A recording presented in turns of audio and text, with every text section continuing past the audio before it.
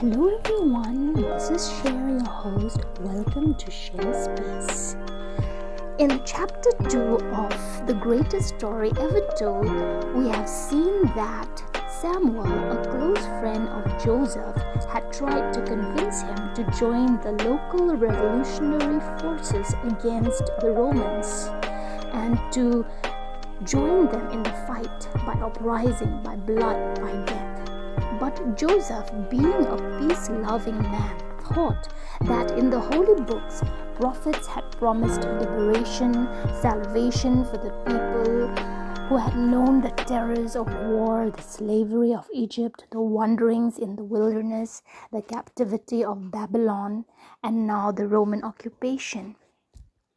But salvation was to come, according to those ancient writers of the Jews, when a messenger was born, the long-promised Messiah who would lead the nation to peace.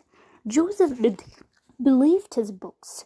Therefore, a good man must not turn to blood and death to hasten salvation. And Joseph was well aware that every son of the house of David was being watched. "But you have heard the news from Jerusalem," demanded Samuel, impatient of books. "I have been talking to some camel drivers who arrived only this morning.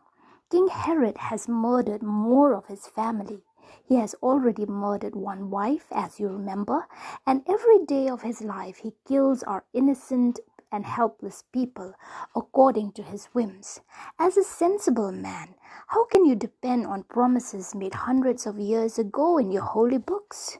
When today, Joseph interrupted, the God of Israel is still the same Lord. We must rely on him. And Samuel, don't let me hear you say bah to that, for that would be blasphemy." "Bah," insisted Samuel fiercely. "Go and report me. Let them put me to death for blasphemy. I would rather die than live like a slave." Joseph stood up, brandishing his saw over his head, but his grin belied the violence of the gesture. "This saw is a tool without soul or conscience," said Joseph. "It can be used to cut open a Roman skull, or it can help make a cradle for a Nazarene baby. That's up to the man who uses it. Every man has tools. The whole world would be better off if we use them for peace rather than for war," said Joseph. "You mean that we should go on submitting to unspeakable Herod and Rome and do nothing?" said Samuel incredulously. As he spat out these contemptuous words, Samuel scrambled to his feet and confronted his friend. "The ruin of our people," Joseph retorted, "has always been to depart from the faith and depend on their own powers. We know that a deliverer will come, and we've just got to wait." "Do you think the Messiah is coming tomorrow, perhaps the next day?" asked Joseph. "Who knows?"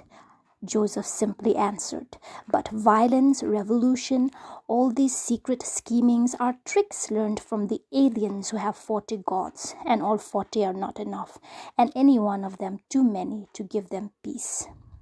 "I would still like to know," persisted Samuel, "whether you expected to live to know the Messiah." Joseph chuckled. "What a fanciful idea. A workman like me to know him, the Messiah? What would a poor carpenter know about such great affairs? No, I look forward to a quiet life." "And lonely, Joseph, you said so," replied Samuel. Joseph wagged a great forefinger amiably. "Not at all. I do not expect to be lonely forever. Like any other man, I want a wife in my house." "And children?" asked Samuel. "Many, I hope. A houseful. I would enjoy them," said Joseph, dreaming of the future wife and children that he would have. Samuel's burning eyes softened a little. "Well, I hope you find the girl of your heart, my friend. She will never have to fear a thrashing from the gentle kind of husband you will make her." Joseph did not seem to be listening. He stood very thoughtful with a touch of sadness in his manner. His eyes were on the doorway. He was staring out into the street as if he was expecting some wonderful vision.